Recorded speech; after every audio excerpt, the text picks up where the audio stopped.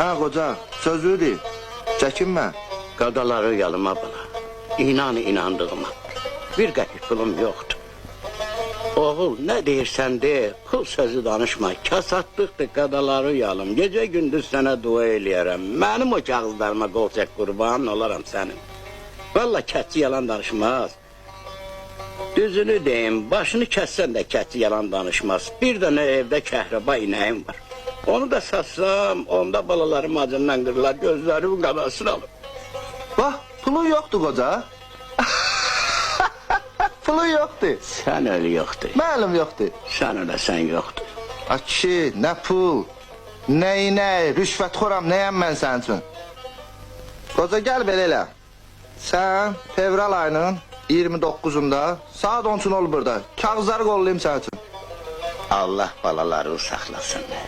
Allah ömür versin. Salam gözümün işığı. Haradasan ay koca, Mart'ın biridir. Qadaları yalıma oğul. Bax, bu vaxtı mən qələndəri ələk-vələk eləmişəm. Səbirlə də gözləmişəm, parmağımla da saymışam. Dünən fevralın 28 idi, bugün Mart'ın 1-idir. Və bu 29 necə oldu? Ay koca, bu gələnlinin təqvimiymiş. Gel sen gələnlinin fevralın 29'unda gel. Qollayım kağızları. Qadaları uyalmay bala, nə fevral, nə mart. Axı indi apreldir. Mən bu vaxta qədər nə tər gözlüyüm ay bala. Sən elə yaxşı budur, başıma bölərəm, buna qol çəkmən çıxım gedim. Bax, o kəhraba inək demişdim ha. Sənin başıma and içirəm, onu sabah aparıb sadacam, sənin xəcalətindən çıxacam. Sən öl. Sən ölürsən. Yaxşı.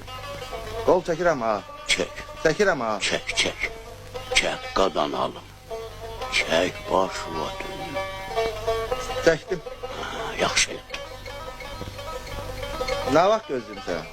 Aprelin 31'inde, dediğim kimi aprelin 31'inde saat 10'da qulluğunda hazıram, inan inandığımıza. Kəndimiz, kəndimiz, kəndimiz, nə gözəldir, nə qəşəydi. Kəndimiz. Evi yıxılsın qoca.